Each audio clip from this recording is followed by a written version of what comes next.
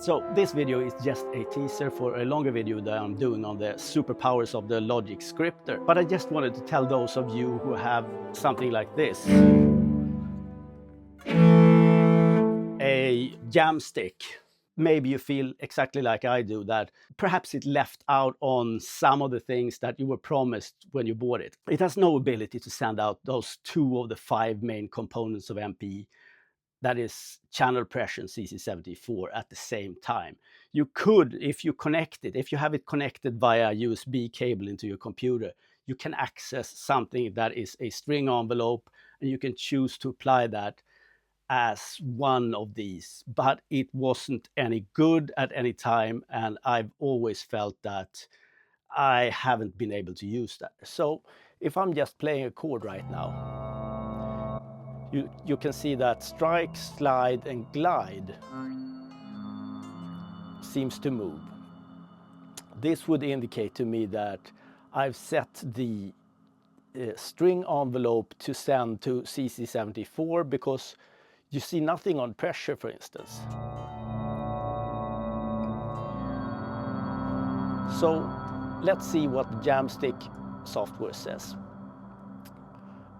Go into device config here, and on the string envelope expression tracking send, you see that I have CC74 sound control 5, it's called. So if I change this now to channel pressure, you are going to see something else happening up here in the MPE panels here. You're going to see some movement in pressure, but none in slide right now. It's too bad that I can't use these together, because they're really meant to work together, the slide and the pressure in this case. So this will be one of my critiques against the use of the string envelope for either pressure or CC74 when it comes to the Jamstik Creator app. I really hope that they would consider actually expanding on this and consider and use 2 different kinds of string envelopes to facilitate both of these dimensions to be used together.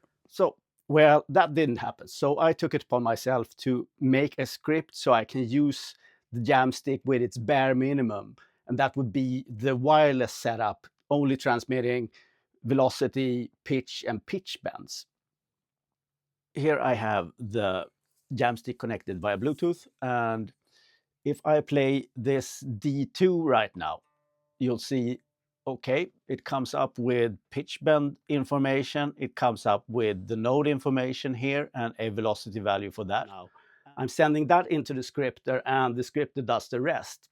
The scripter is actually adding a channel pressure dimension and a CC74 dimension. You can set the decay time for each of these for longer or shorter if you want to, and I'll show you everything about that. I've also added lift. That's a function that you can use in something like Equator to either add a sound on stopping a note, or perhaps deciding on how fast the filter should close or a sound should stop once you stop that note from ringing. So you might want to check this out. This is the bow pizzicato position that is connected to the CC74, and this is the pressure. So both of these are added to the traditional input for this. So you can see how both of these are naturally decaying.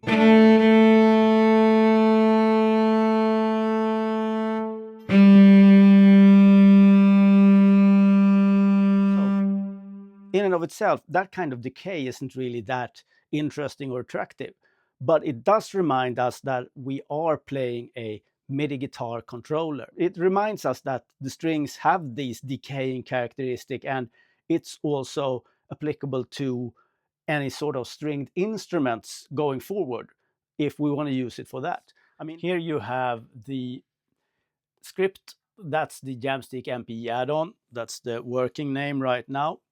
And as you can see, you have the pressure decay, you have the CC74 decay, you have a curve mode. I have 4 different curves, and there's a power curve to where a power factor plays in, but we're not going to go into that right now. These are the things that regulate how the velocity is turned into pressure in CC74. Down here at the virtual keyboard part of the equator synth, you can see the notes being played, and you can see that it moves in a vertical mode to begin with. The vertical mode is CC74, so if you see the CC74 decay here, if I pull that down to 200, you'll see that it moves very rapidly down from the top instead.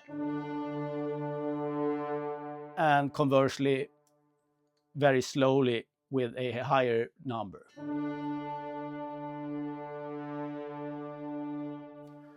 The other thing that you can look for is the size of this ring. That determines the amount of pressure applied. So if I pull this down very much, you'll see very small rings. And if I raise it up, you'll see a bigger ring, and it will take a considerable amount of time for it to decrease in size. So the size of the ring is an indicator of the amount of pressure applied. But if you see the size of the ring move and this vertical motion, then you'll know that the scripter is doing its job and adding these two dimensions over and above the lift that we have here, that is the last section. The lift isn't going to react until you stop the note, so it's going to be something like this.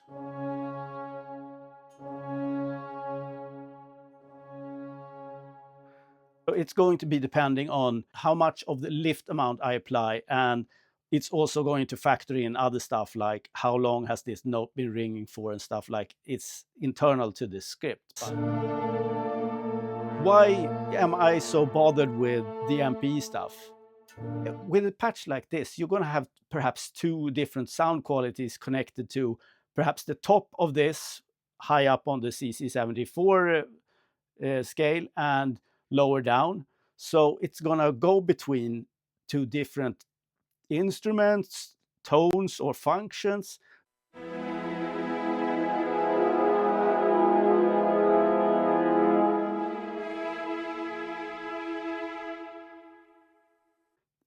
For me to get the most out of any MPE instruments using what would be an MPE controller, of course, I want to have access to some sort of movement here. I'm going to show you a way to control this in a while. This add-on just supplies these two dimensions to be controlled, in my case, by another script later on. But in this case, I just want to show you that it's possible to actually add these two dimensions in a way. So let's start with a long decay for pressure and a short decay for CC74.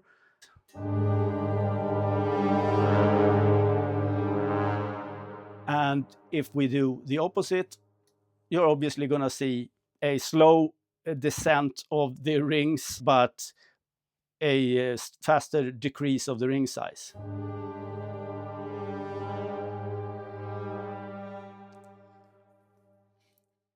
So obviously this is a work in progress, so the scripter has now evolved to this. Same day, of course, but I'm trying new things, and I really want this lift stuff to work because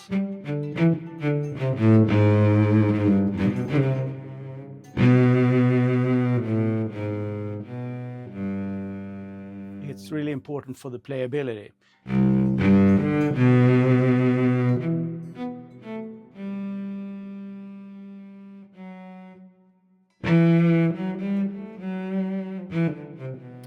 But now to one of the big issues that guitar players generally complain about, and that would be the fact that they have no control over these parameters in real time.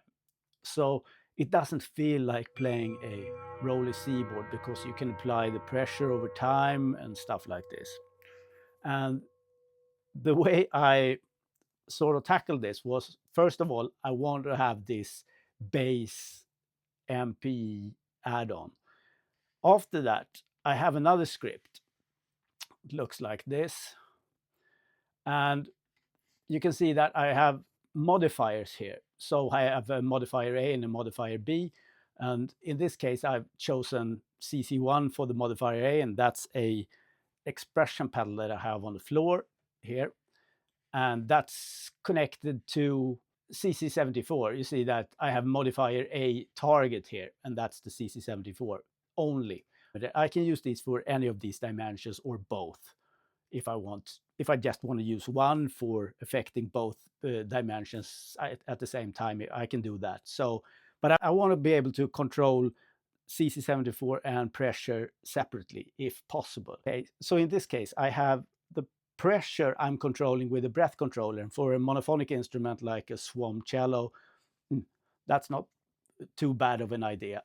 And also for the general control over the CC74, I have this expression pedal. But what this particular script does is that it merges the MPE coming from the MPE add-on script. It merges that with the breath controller data. So I'm using the breath controller not necessarily just to raise the overall volume of everything, or that would be the global setting in this case. But I have something called a relative setting, and that would be for a polyphonic instrument. It will not even everything out and make everything move together like with the global setting here.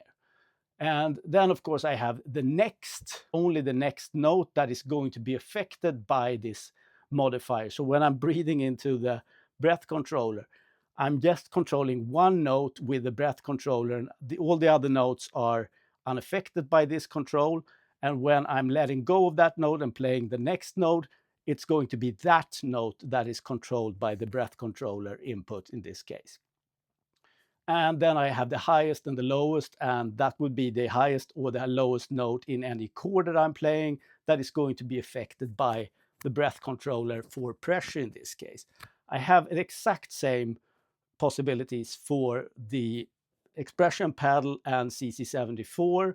So a relative next, highest, lowest, and all these here as well. So I can use these to target two different notes with two different parameters. So I can use the breath controller to target the highest note with the breath control only. And at the same time, I can use the pedal to target the highest note with the CC74 control only. This will not show on this instrument, but I will be returning to this shortly. But this is how it works with a duo or biphonic instrument like the SWAM cello here.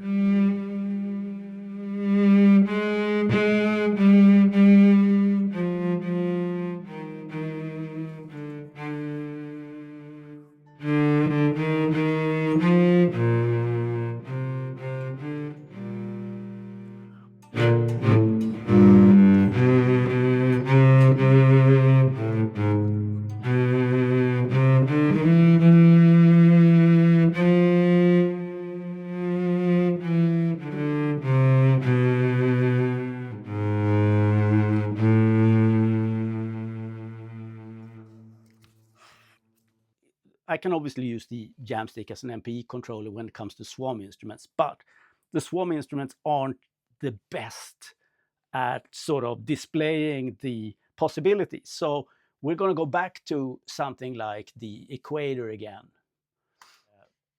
Now you have all the details with the vertical positions and the sizes of the rings here to decide how well this works. And I'm going to add on this script again, so you can see in detail how stuff like applying these concepts only to the highest notes actually work and make a difference. So when we start out, here's the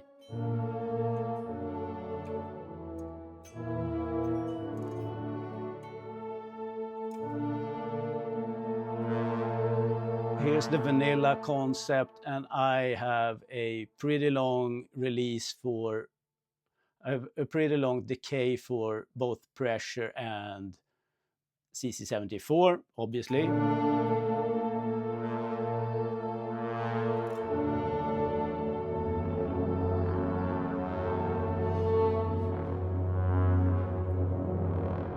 Now I'll add and turn on the script for the modifier here.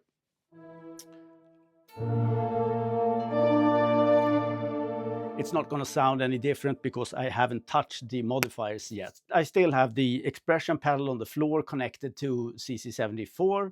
That would be the vertical motion. And also the CC2, the breath controller, is connected to the pressure. And it's also set, and both of these are set to only attack the highest note. So you can look for whatever is moving here. It should be the same note that is actually expanding and being raised at the same time. The other ones are, of course, following the decaying from the envelope. So they're going to move down in this vertical motion, but they will be unaffected by anything I do with the breath controller and expression pedal.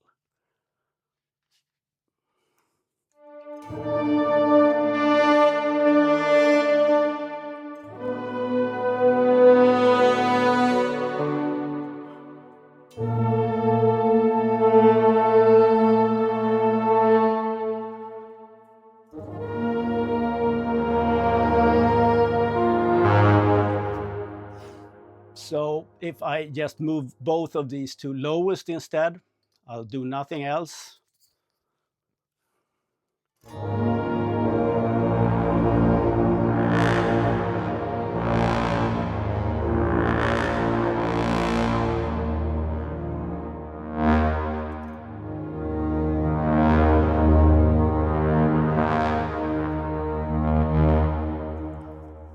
You can see that it's the lowest ringing note that actually takes over. So if some of these notes stop ringing, the next to the lowest note will start taking instructions from my breath controller and expression pedal here, of course. I just affect the highest note with my pedal, that would be the CC74, and I'll affect the lowest note with the breath controller with the pressure.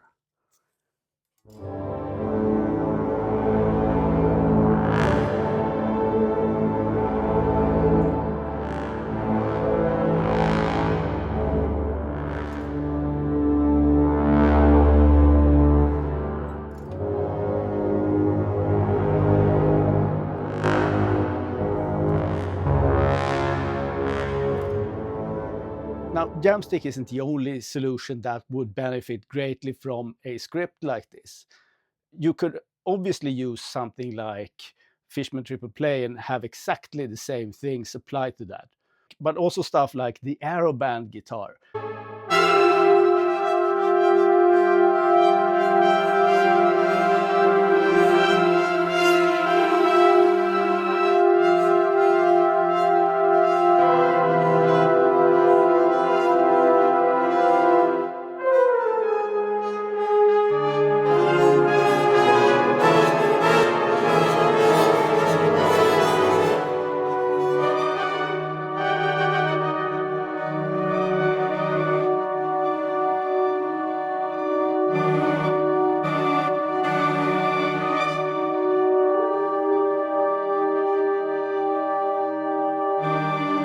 And this works for the Jamstik Aeroband or Fishman Triple Play because the only thing you need to input into this script is a per note, or per channel in this case, pitch, velocity, and perhaps note off. But all of these controllers have exactly that, and some of them only that. I mean, the Aeroband doesn't even have pitch bends, but you don't need pitch bends for this to work. If you're content working with a controller without pitch bends, this is perfectly fine. You'll be able to control this pressure in CC74 dimensions.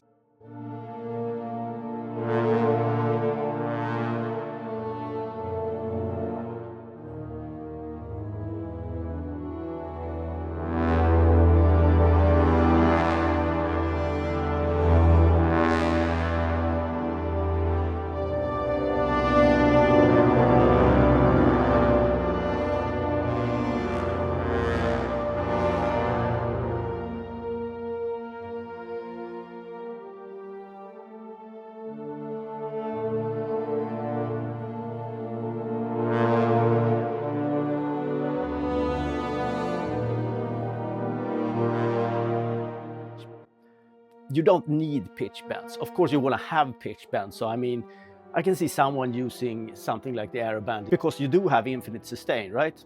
It would be exactly like pressing a key on a keyboard. It can sustain for however long you want it, and during this time you can use a modifier to manipulate the pressure and CC74, and it actually works better in that sense than a Jamstik, for instance, that has these notes with a rather short lifespan for different reasons.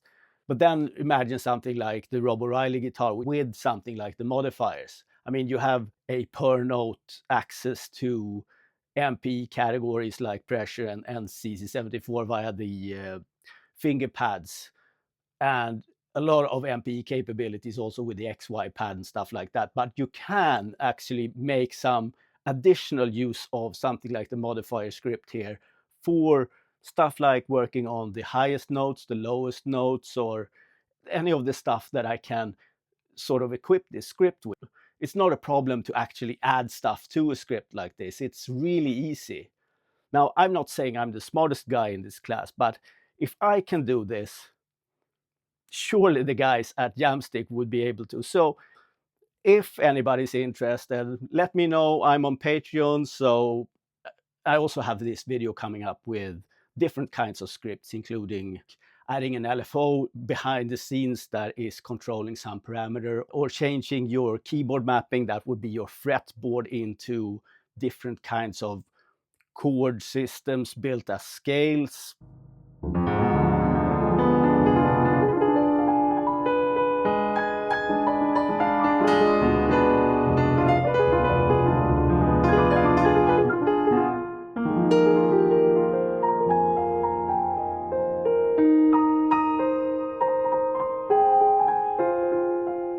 Stuff like this. But until then, hope to see you on my Patreon. Love to hear what you think about this. Talk to you later. Bye.